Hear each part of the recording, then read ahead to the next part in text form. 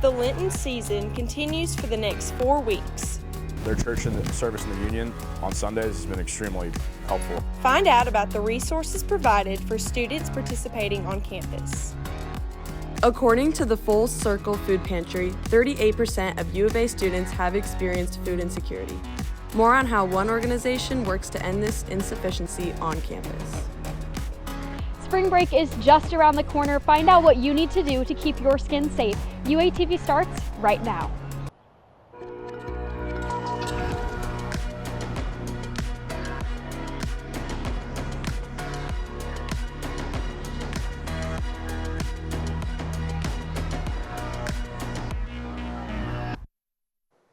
Welcome to this Monday night edition of UATV. I'm Emma Grace Beard. And I'm Emily Holverson. Thanks for joining us. Fayetteville police arrested a University of Arkansas student on charges related to child pornography. Police arrested sophomore Corbin Phillips on Friday for distributing, possessing, and viewing child porn. Fayetteville police set his bond for $15,000. UATV reached out to police for more information and will provide updates as they come. Fayetteville police announced a scam alert on Saturday. Some local citizens received a scam call from a police officer impersonator. The scammer tells citizens that an emergency occurred and provides them with a callback number. If you receive one of these scam calls and question its credibility, contact FBD's non-emergency number.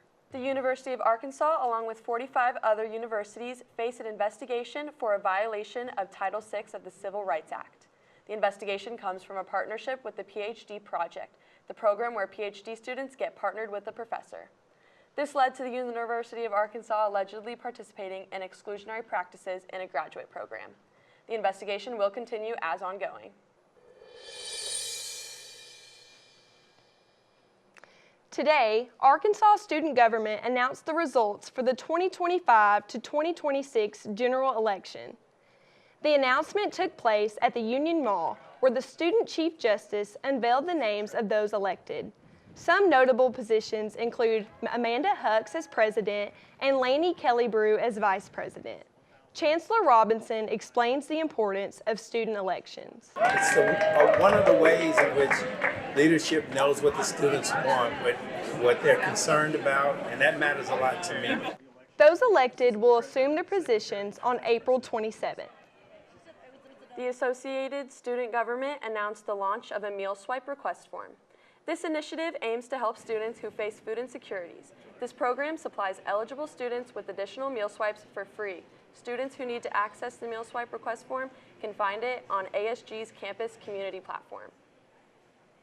The Easter season is an important 40 days for practicing students on campus. As Lent continues, the University of Arkansas is offering a variety of resources to help students observe during this time. UATV's Will Rayburn is live with more.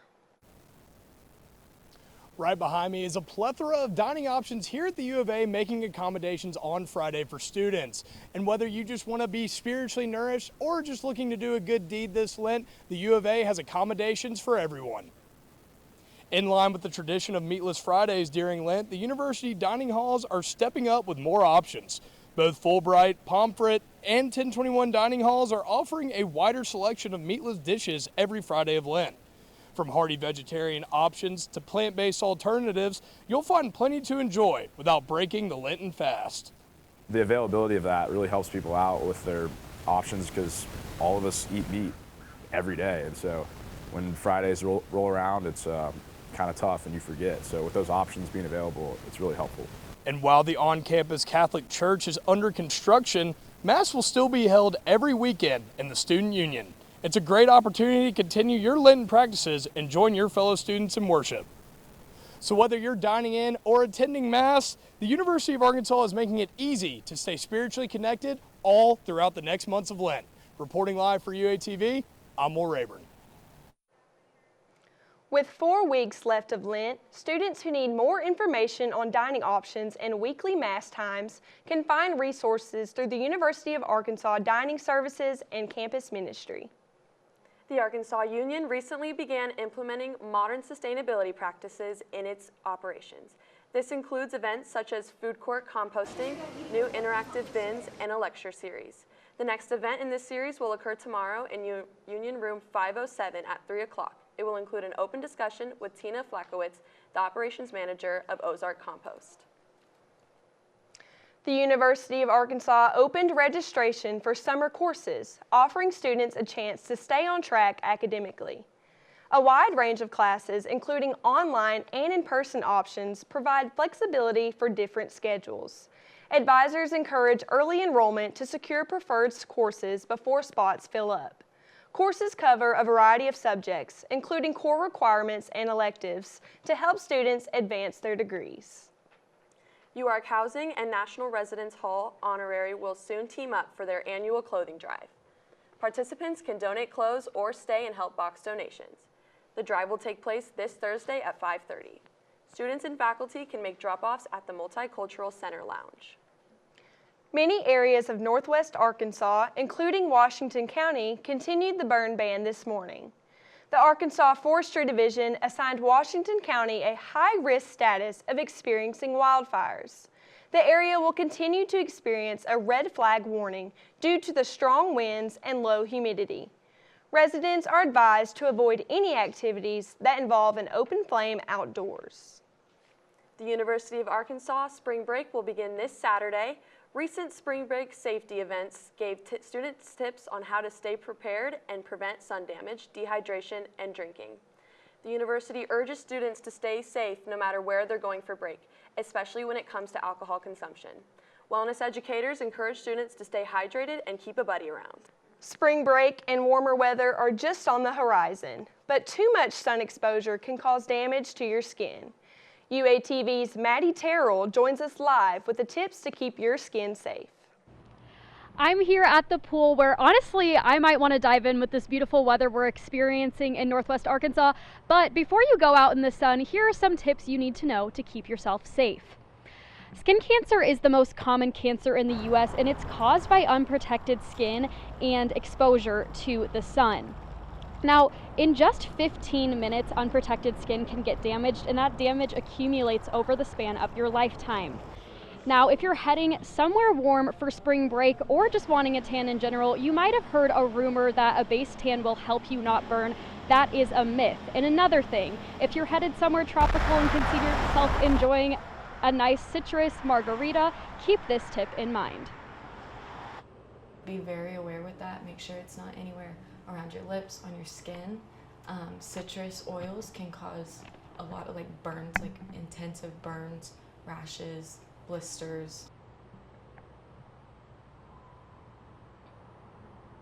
Now, remember to use SPF and reply every 2 hours and wear clothing and sunglasses to protect your skin. Now, if you are wanting to give Casper the Ghost, that's all good with that sunscreen. I'd rather be Casper than Lucy the Lobster. So stay safe and keep your skin protected. For UATV News, I'm Maddie Terrell reporting live. Thanks, Maddie. A mineral sunscreen is recommended as it is more gentle on your skin. Centennial Park closed several trails today to prepare for the 20 to 25 mountain biking U.S. Pro Cup. These park trails include the World Cup Trail, the Chasing Gold Trail, and the Fayetteville Traverse North, East, and East sections. The Pro Cup will take place Wednesday through Sunday. To keep these trails in the best shape for competition, they will not reopen until next Monday. One festival shines a spotlight on women in music. Celebrating women in music in all capacities. So it's not just women composers, it's women performers. How global musicians and scholars celebrated women. The City of Fayetteville launches a community arts program. See how local artists can provide engagement for the community.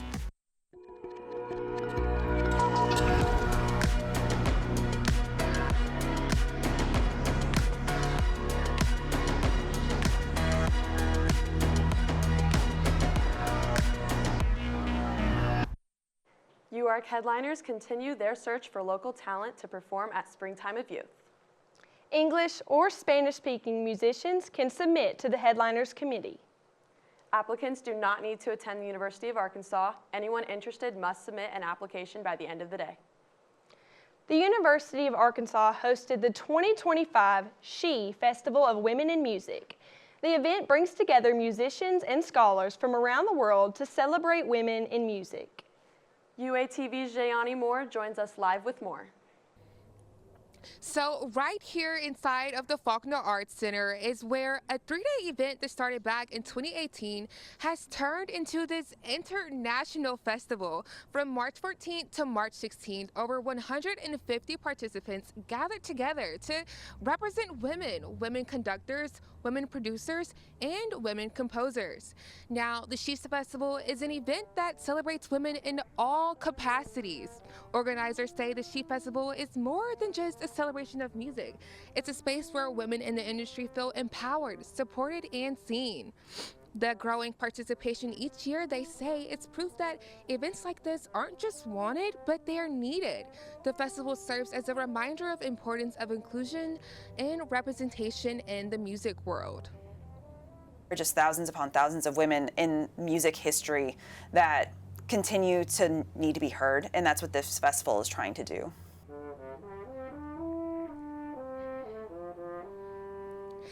Jayanki says, while it may seem like women's presence in music is new, history shows that they have been making an impact all alone, just without the representation.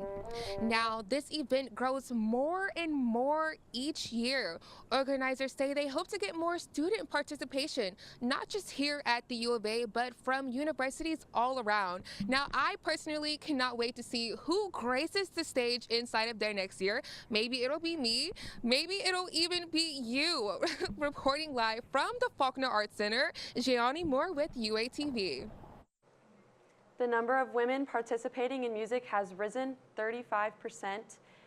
This is the highest it has been in 12 years, and it is continuing to increase. The City of Fayetteville launches a new community art program known as CAP. CAP hopes to increase opportunities for artists in Fayetteville public spaces with a focus on Ramble Park.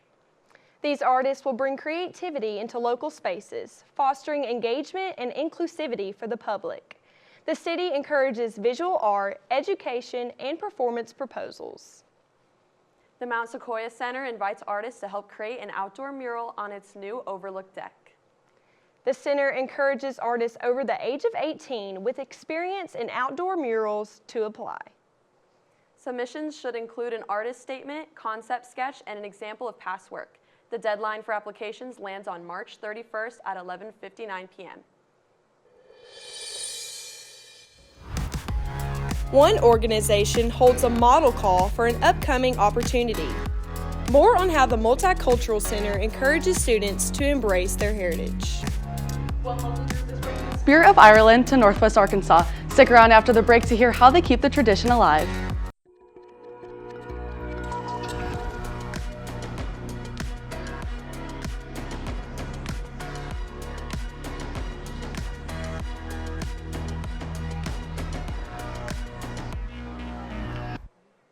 The Multicultural Center will hold a model call for their April photo gallery titled The Gold That Unites Us. The gallery will feature students and faculty of Asian American and Pacific Islander, Arab, and Southwest Asian and North African heritage. Those interested will attend the photo shoot at the Ann Kittrell Art Gallery in the Union. Photos will begin at 6:30 on Thursday. The Department of Latin American and Latino Studies will host a Latinos in the U.S. South Symposium. The symposium will feature speakers and panels from all over the country. The two-day event will begin Wednesday at 12:30 and will conclude Thursday at 5:30. Any student or faculty member can attend. St. Patrick's Day festivities are taking place across Northwest Arkansas, and what better way to celebrate than with traditional Irish dancing? Gracie Toohey joins us live with more. Rinca, Arkansas is the premier dance Irish school in Northwest Arkansas, having this tradition for all ages. It was formerly known as the McCafferty School before Anna Ayala Barker took over in 2016, changing the name to Rinca, which means dance in Irish. Anna says that Irish dancing is unique because of the style and because of the live music that is typically danced to. And while they dance and perform all year round, this is the weekend that everyone wants to see them, as they have a jam-packed weekend with events ranging all throughout Saturday up until tonight. We're like a little family, so I think the best part is that we really do come together and just get closer as a little dance group when we have these big weekends. Rinka also competes on a global scale. In 2019, they finished 17th out of 100 teams at the World Championship, and Anna said this was one of the most rewarding moments for her as a teacher. She also pays homage to the University of Arkansas with the Rinka logo being a Celtic wild boar. And now I was able to make it to the event today. You know, we had some technical issues, so I'm back in the studio. I wish I could show you them dancing live, but just know the energy is still high even after a long weekend of celebrations. Reporting live in studio, I'm Gracie Toohey. If you want to learn more or even try a class yourself, Rinka, Arkansas offers classes year-round for all levels and ages. The Distinguished Lecturers Committee plans to bring 2 Olympians to Fayetteville Town Center this week. Gold medalist Tara Davis Woodhall and Hunter Woodhall will speak this Wednesday at 7 o'clock. The couple will cover their experience with athletics, mental health, and more students can reserve tickets. Hey there, Arkansas. Did you catch Selection Sunday? Because we're going to be talking all things NCAA tournament and where the Hogs stand. Then on the diamond, we're going to take a look at how the Hogs escaped a slippery situation not once, but 3 times this past weekend. So stick around for your sports fix. UATV Sports will be back after the break.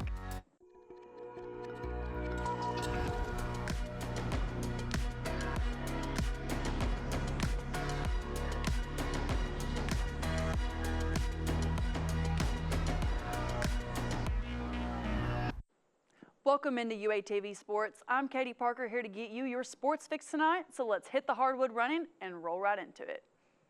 All right, you've heard of when pigs fly, but what about when hogs dance? Well, you don't have to wait around forever to get a chance to see that happen because the Razorbacks are headed to the big dance. Last night during Selection Sunday, Arkansas was announced as the 10th seed in the West region, securing their bid to the NCAA tournament. The Razorbacks will face the 7th seed of the Kansas Jayhawks this Thursday in Providence, Rhode Island. And this is the 4th time in 5 years Arkansas will see postseason play. And Arkansas has a winning record of 19-8 when it comes to those first round games in the tournament. And head coach John Calipari heads into his 24th NCAA appearance. His 57-22 March Madness record ties him for the most wins of the tournament among active coaches, and he ties with Bill Self.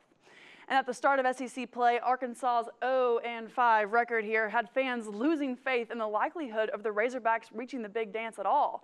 Calipari acknowledged the Hogs' slow start to conference play in a post-selection presser. To be able to say, all right, we're in the tournament. Hard road. It may be the hardest, but so what? We're in. And so what we're in is right. Now here's the storyline to watch out for. The last time Arkansas and Kansas officially played was in 2023 when the Razorbacks knocked the #1 seed Jayhawks out in the second round of the tournament with a down-to-the-wire 72-71 victory. Now more recently, in October of 24, the Hogs defeated KU in an exhibition game with a final score of 85-69. However, Arkansas was without Jonas Adu, and Kansas was out 3 key players here in Hunter Dickinson, Shaquille Moore, and Rylan Griffin. Now with the announcement of Boogie Fland resuming basketball practices and Adu Thero doubtful to return for this first round game, these matchups are still yet to be seen. And the madness gets started this Thursday at 6:10 p.m. in Providence, Rhode Island, so tune in to CBS to see those dancing pigs. Moving on over to baseball, during SEC opening weekend, Arkansas took down Ole Miss in a 2-1 series win. On Friday, the #3 Razorbacks dropped a 1-10-6 game against the Rebels. But Saturday's 12-3 win wiped that headline right out of there. An 8-run inning allowed head coach Dave Van Horn to snag his 900th win in 23 seasons with the Hogs. And finally, a Razorback win on Sunday boosted the Hogs to their 7th consecutive SEC opening weekend series win. And not only did Vahiva Aloy smack 2 homers, this also included the game-winning 3-run smash on top of 2 outs in the 9th. And this powered a come-from-behind 12-9 victory. Arkansas remains in that #3 spot in this week's polls and looks ahead to tomorrow for this week's midweek matchup against Oral Roberts. This will be hosted right here in Fayetteville starting Tuesday at 6 p.m. All right, that's all the time for me tonight. Stick around because more news will be back after the break. The 7-day forecast for Fayetteville looks pretty sunny. Expect colder weather on Wednesday. Severe weather could make it to our area Sunday. Local vendors showcase fresh produce, handmade crafts, and baked goods at the Fayetteville Farmers Market. Crowds gather each weekend to explore seasonal fruits, vegetables, and products. Live music and street performers create a lively atmosphere for shoppers of all ages. Community support for small businesses and sustainable agriculture continues to grow each year. That's all the time we have for this UATV newscast. Be sure to follow us on social media at UATV News. I'm Emma Grace Beard. And I'm Emily Holverson. Have a good night.